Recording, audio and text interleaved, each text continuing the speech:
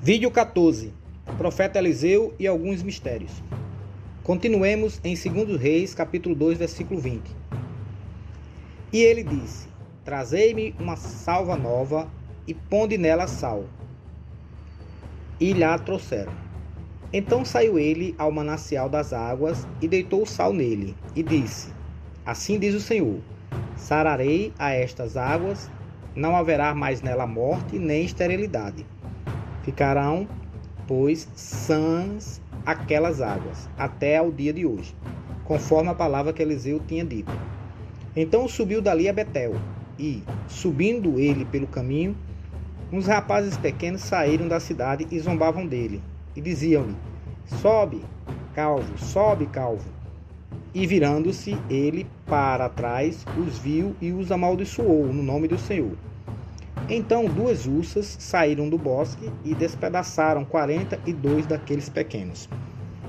Primeiramente, é mister dizer que diante de tudo que foi apresentado até aqui, cada vez mais se consolida a concepção que Javé não é Deus.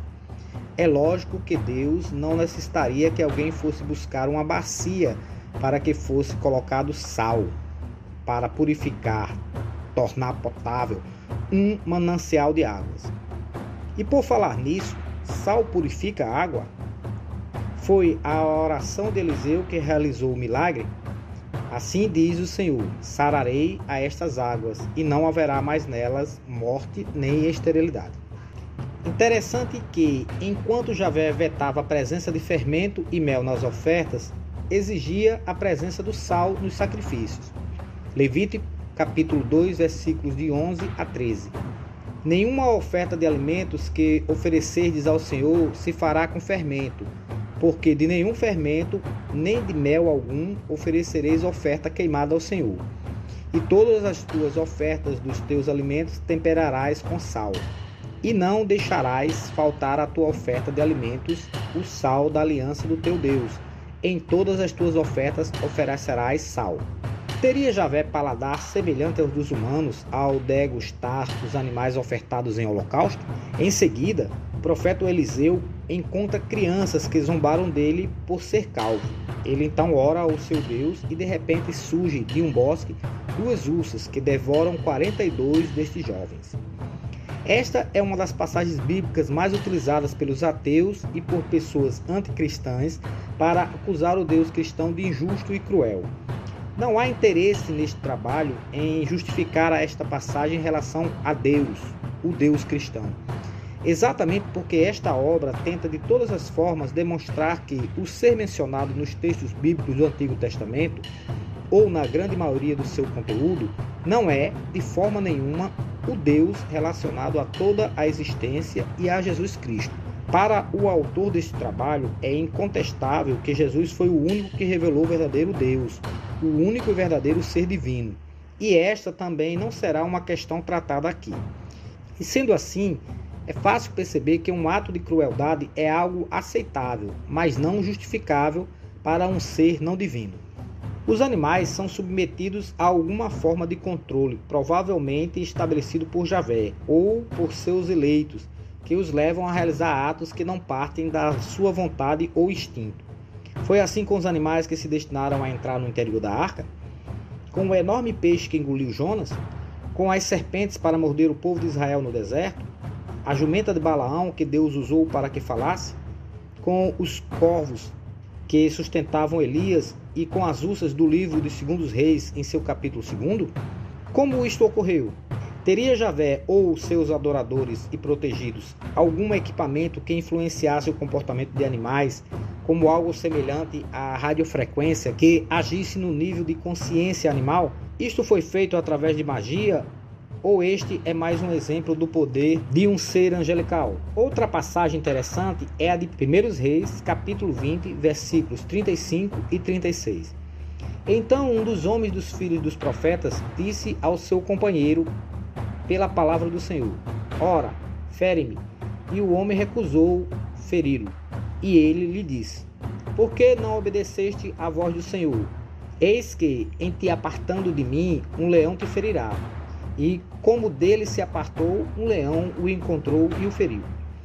Mas de fato ocorreu uma ação sobre a vontade do leão, ou o filho do profeta nada mais fez que pronunciar uma previsão, uma profecia? Assim também teria ocorrido em 1 Reis, capítulo 21, versículos de 23 a 24. E também acerca de Jezabel, falou o Senhor dizendo: os cães comerão a Jezabel junto ao antemuro de Jezreel.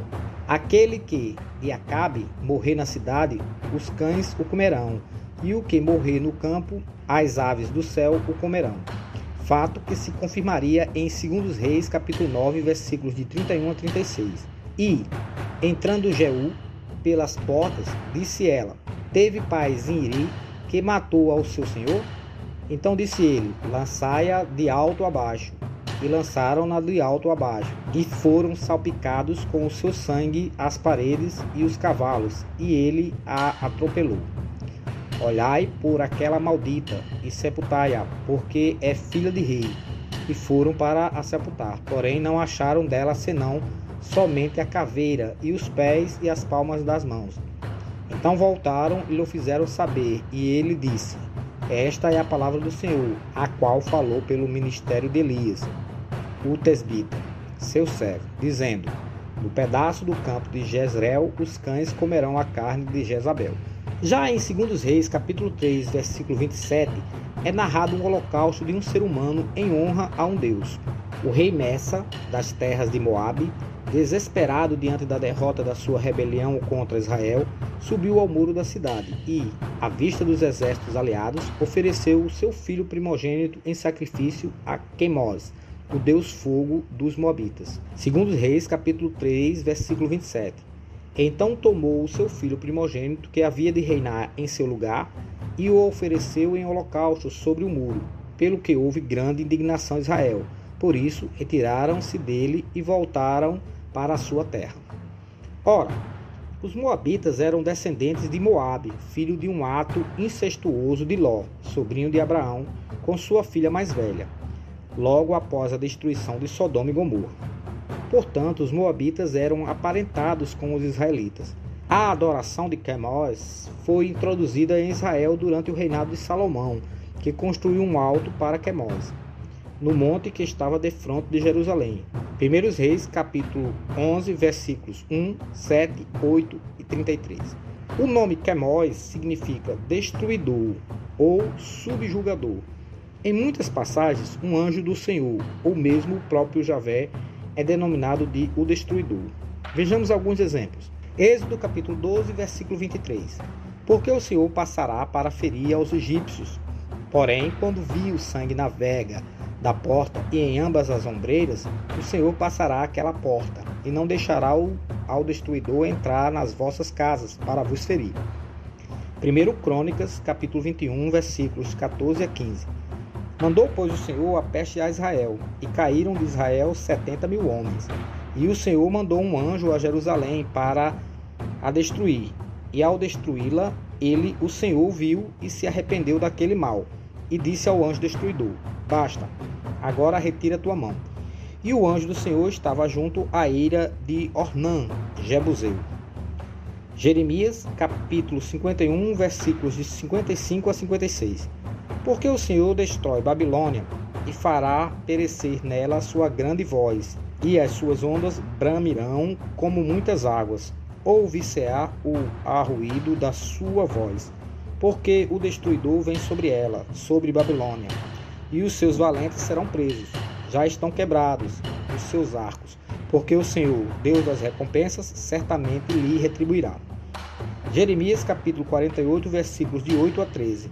Porque virá o destruidor sobre cada uma das cidades, e nenhuma escapará. Perecerá o vale e destruir-se-á a campina, porque o Senhor disse: dai asas a Moabe, porque voando sairá, e as suas cidades se tornarão em assolação, e ninguém morará nelas. Então os moabitas ficarão desiludidos com o seu Deus. Quemoz, assim como os israelitas, ficarão desiludidos com Betel, um Deus em que eles confiam. A pedra moabita, Estela de Mesa, é um achado arqueológico encontrado em Dibon, cidade de Moabe, Números capítulo 21 e 30, em 1868, e é um registro comemorativo dos anos de 830 a.C. para vangloriar o rei Mesa e sua conquista sobre os israelitas, focando toda a responsabilidade por tais feitos ao deus Quemós. Essa estela cita o tetragrama sagrado em sua linha 18. Quemós disse-me: vai e toma o monte Nebo a Israel. Assim eu fui de noite e combati contra ela, desde o raiar aurora até meio-dia, tornando-a e matando todos. 1000 homens, mulheres, rapazes, moças e servas, porque tinham sido devotados anátema, ou destruição, para Astarte Quemós. E dali os tirei, do Criador dos céus e da terra, Yod-Re, Vav-Re, arrastando até diante de Quemós. Apesar de estar faltando exatamente uma parte que se refere ao Deus Javé, é fácil perceber que para os moabitas, Quemós e Javé eram rivais que se degladiavam em guerras que os israelitas e os povos circunvizinhos implementavam. Às vezes um tinha êxito e às vezes era o outro. No entanto, algumas passagens dos textos judaicos bíblicos, como as citadas anteriormente, colocam provavelmente estes deuses trabalhando juntos para realizarem suas maravilhas. Alguns estudiosos identificam Quemós com o Baal de Peor por causa da associação deste último com os moabitas. Números capítulo 25, versículos de 1 a 3. Quando Israel estava morando em Sitim, o povo começou a cometer imoralidade sexual com as filhas de Moabe. As mulheres convidaram o povo para os sacrifícios dos seus deuses, e o povo começou a comer e a se curvar diante dos seus deuses. Assim, Israel começou a adorar Baal de Peor, e Jeová ficou furioso com Israel. A passagem de Juízes 11, em que Jefté, juiz de Israel da tribo de Gades, oferece em holocausto a seu Deus Javé, a primeira pessoa que encontra por gratidão se obtivesse a vitória contra os amonitas, é uma clara demonstração que Javé tinha o mesmo desejo de exigir holocaustos humanos, assim como os seus concorrentes, Quemós e Moloque, e tantos outros. Juízes capítulo 11, versículo 31. Se me entregardes nas mãos os amonitas, aquele que sair das portas de minha casa ao meu encontro, quando eu voltar vitorioso dos filhos de Amon, será consagrado ao Senhor, e eu o oferecerei em holocausto. Porém, para seu espanto, é sua filha a primeira pessoa a ir ao seu encontro, em seu retorno da guerra. Juízes capítulo 11, versículos de 34 a 37. Ora, voltando Jefté para sua casa em Maspa, eis que a sua filha saiu-lhe ao encontro com tamborins e danças. Era a sua única filha, porque, afora ela, não tinha filho nem filha. Quando a viu, rasgou as suas vestes. Ah, minha filha, exclamou ele, tu me acabrunhas de dor, e estás no número daqueles que causam a minha infelicidade. Fiz ao Senhor um voto que não posso revogar. Meu pai, disse ela, se fizeste um voto ao Senhor, trata-me segundo o que prometestes. Agora que o Senhor te vingou dos teus inimigos, os amonitas, e ajuntou, concede-me somente isto. Deixa-me que vá sobre as colunas durante 2 meses para chorar a minha virgindade com as minhas amigas.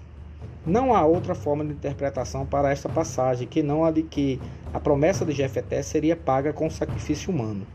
Não cabe o argumento, muito utilizado por religiosos, de que a sua filha seria ofertada para o templo até o resto de sua vida. O sacrifício em honra a Javé seria realizado como uma oferenda humana, e Jefté não esperava que fosse a sua filha a lhe receber por primeiro. Talvez achasse que fosse um servo seu. Se a sua filha fosse tão somente oferecida para dedicar a sua vida ao templo, Jefté estaria em estado de felicidade e não teria se maldito. Ah, minha filha, exclamou ele, tu me acabrunhas de dor, e estás no número daqueles que causam a minha infelicidade. Outra condição que reforça o holocausto de humanos é o fato de Jefté não saber quem o receberia. Portanto, não havia uma predisposição a ofertar sua filha para a vida templária. Era, sim, uma oferta de carne viva, de humano em holocausto para agradar ao seu Deus. Voltemos ao texto em 2 Reis, capítulo 4. O profeta Eliseu é abordado por uma mulher que reclama de que, apesar do seu marido ser um servo de Deus, ela estaria prestes a perder os 2 filhos para um credor, que o manteriam como escravos, até que a dívida fosse paga. Eliseu então se compadece da viúva e orienta que ela pegue a sua única garrafa de óleo e despeje o produto em inúmeras ânforas solicitadas de vizinhos. Estas ânforas seriam preenchidas de forma milagrosa com o óleo insuficiente da sua pequena garrafa. Segundo os Reis, capítulo 4, versículos de 5 a 7. Partiu a mulher e fechou a porta atrás de si e de seus filhos. Estes traziam-lhe as ânforas e ela as enchia. Tendo enchido as ânforas, disse ela ao seu filho: Dá-me mais uma ânfora. Não há mais, respondeu ele, e o óleo cessou de correr. A mulher foi e contou tudo ao homem de Deus. Este disse-lhe: Vai e vende esse óleo para pagar a tua dívida. Depois disso, tu e teus filhos vivereis do resto. De onde vinha este poder de realizar tantas maravilhas do profeta Eliseu? Estes feitos seriam meramente truques? Seria este um verdadeiro milagre?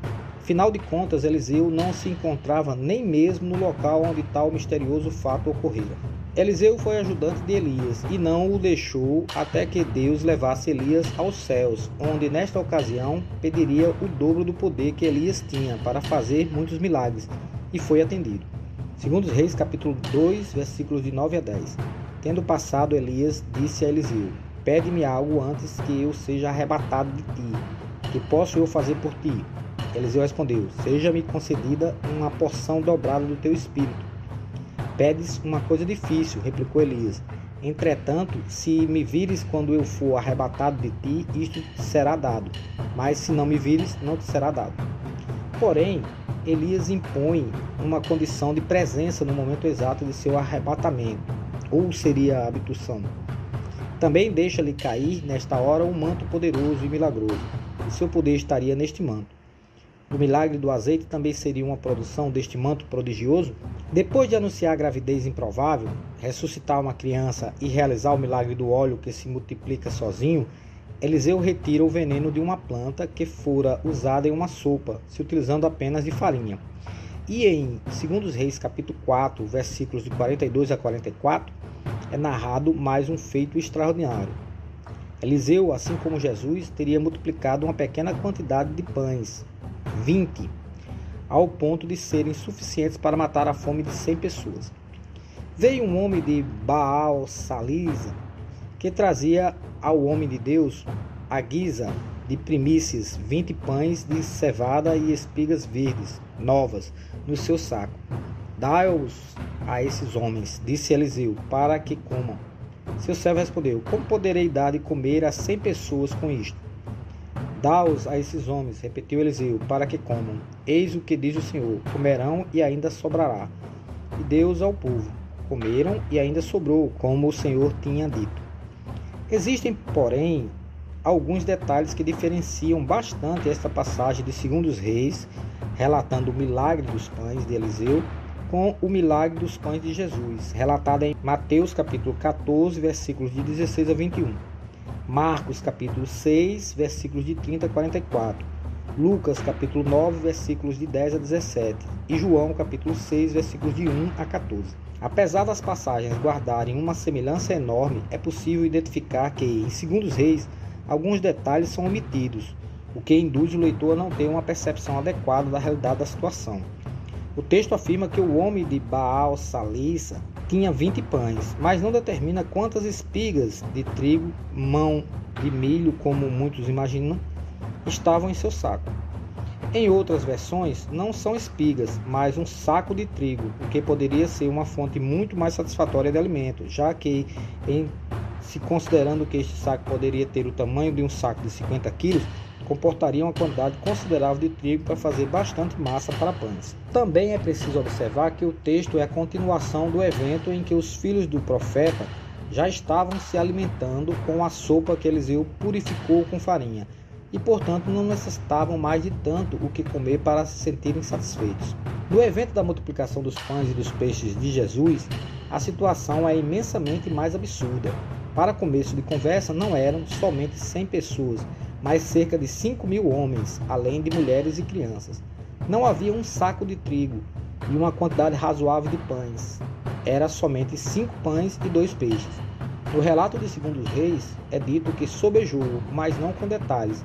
Já no relato sobre Jesus, foram 12 cestos cheios que sobraram. Chegamos então à conclusão que é muito difícil dizer que o fato ocorrido com Eliseu e seus filhos foi um milagre. Talvez, se não tivéssemos os relatos do que ocorreu com Jesus e seus 5.000 ouvintes, nem cogitaríamos o que ocorreu com os filhos de Eliseu como um fato milagroso ou algo espetacular. Parece-nos que as narrativas sobre os feitos dos profetas Elias e Eliseu foram espetacularizados de propósito para lhes atribuir uma divindade que não possuíam ou que não tinha tanta envergadura. Depois disto, Eliseu se envolve em outra situação fantástica.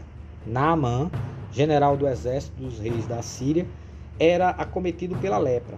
Buscou a cura entre os deuses pagãos através de pomadas, unguentos, banhos com ervas e raízes, diversos tipos de receita dos xamãs sírios, mas nada o havia ajudado. Então ele escutou uma menina escrava israelita que lhe falou de um profeta em Samaria que podia lhe curar. Naamã envia uma carta ao rei israelita Jorão. Este, ao perceber que não poderia atendê-lo em sua solicitação de cura e que isto poderia provocar uma crise entre a Síria e Israel, se desespera e rasga suas roupas. O profeta Eliseu, no entanto, se envolveu nesta contenda e envia um mensageiro com a seguinte orientação para a obtenção da cura: vai, lava-te 7 vezes no Jordão e tua carne ficará limpa. Isto pareceu uma situação patética para o general, que ficou indignado por Eliseu nem ter se dado o trabalho de vê-lo pessoalmente e de não ter invocado seu Deus para realizar a cura. 2 Reis, capítulo 5, versículo 12. Não são, porventura, Abana e Farfar, rios de Damasco, melhores do que todas as águas de Israel? Não me poderia eu lavar neles e ficar purificado? E voltou-se e foi com indignação. Porém, seus servos o persuadiram a realizar o procedimento determinado pelo profeta Eliseu. 2 Reis, capítulo 5, versículo 14. Então desceu e mergulhou no Jordão 7 vezes, conforme a palavra do homem de Deus, e a sua carne tornou como a carne de um menino, e ficou purificado. Já vimos que anteriormente Javé foi capaz de curar a lepra ou de imputá-la a alguém no momento em que desejasse, como ocorreu com Miriam, a irmã de Moisés, em Números capítulo 12, versículos de 1 a 15. Eliseu também tinha esta capacidade, ou existia algo nas águas do Rio Jordão que promovia a cura de alguma forma de doença de pele que seria confundida com a lepra, já que, se ela realmente curasse a lepra, não haveria um só leproso em sua circunvizinhança. O próprio Jesus atestou que o ocorrido com Naamã foi um milagre realizado pelo profeta Eliseu. Lucas capítulo 4, versículo 27. E muitos leprosos havia em Israel no tempo do profeta Eliseu, e nenhum deles foi purificado, senão Naamã, o sírio. Não podemos deixar de atribuir a Javé poderes fantásticos diante de tantas maravilhas que já observamos nesses estudos. A cura da lepra é mais uma daquelas situações em que ficamos sem respostas para justificá-la, além de apelarmos para o sobrenatural. Na continuidade do texto é descrito o comportamento ambicioso e mesquinho do servo de Eliseu. Diante da recusa da oferta do general Naamã, o servo Giese, que sem Eliseu saber, vai ao encontro do general para solicitar uma contrapartida diante do milagre da cura da lepra. Eliseu o repreendeu e Giese nega. Porém, Eliseu disse: não estava porventura presente o meu espírito quando um homem saltou do seu carro ao teu encontro? É este o momento de aceitar dinheiro, adquirir vestes, oliveiras e vinhas, ovelhas e bois, servos e servas? Neste momento, Eliseu põe a lepra em Naamã, em Giese. A lepra de Naamã se pegará a ti e a toda a tua descendência para sempre. E Giese saiu da presença de Eliseu, coberto de uma lepra branca como a neve. Que espírito é este que Eliseu informou estar observando o seu servo no exato momento em que ele solicitava o pagamento pela cura da lepra? Eliseu tinha capacidade de observar fatos à distância, se utilizando da saída de seu espírito do seu corpo a um local distante, ou simplesmente ele observava-o de longe e deduziu a artimanha do seu servo? Mesmo assim, Como explicar a colocação da lepra sobre a pele do servo Geise? Eliseu realiza o mesmo feito que Javé realizara em Miriam, a irmã de Moisés. A lepra seria transmitida de Geise à sua descendência por pura magia ou seria apenas uma forma poética de dizer que Geise transmitiria por contágio os seus parentes? Na sequência do texto, em 2 Reis, capítulo 6, ocorre mais um fato que aparentemente pode ser tratado como algo fantástico. Mas, se observarmos melhor, poderemos ter outra percepção. Vejamos o texto. Ora, estando um deles a cortar uma árvore, eis que o seu machado caiu na água. Ah, meu senhor, exclamou ele, porque o machado era emprestado. Onde caiu ele? Perguntou o homem de Deus. Ele mostrou-lhe o lugar. Eliseu cortou um pedaço de madeira, jogou na água e o machado veio à tona. A interpretação que muitos religiosos fazem dessa passagem é a que Eliseu faz o machado, a parte metálica, flutuar do fundo do rio, por força de um poder divino de Deus. No entanto, ao observar a necessidade de Eliseu de procurar saber o local exato onde caíra o machado no rio e ao se utilizar de um pedaço de madeira, fica descaracterizada a ação de fatores sobrenaturais. Eliseu precisava saber a localização exata ou aproximá-la de onde o machado tinha caído para se utilizar de um pedaço de madeira, uma vara, para pescar o material do fundo do rio. O jogou na água pode significar que Eliseu colocou a vara no rio para atingir o machado e não que ele tenha jogado a vara na água, soltando-a da sua mão. Dizer que o machado veio à tona é apenas uma forma de informar que Eliseu, se utilizando da vara, pedaço de madeira, trouxe à tona o machado que se encontrava no fundo do rio. O fato de algumas traduções colocarem que o machado flutuou reforçou a ideia de um milagre, mas tudo não passou de uma incorreta interpretação do texto.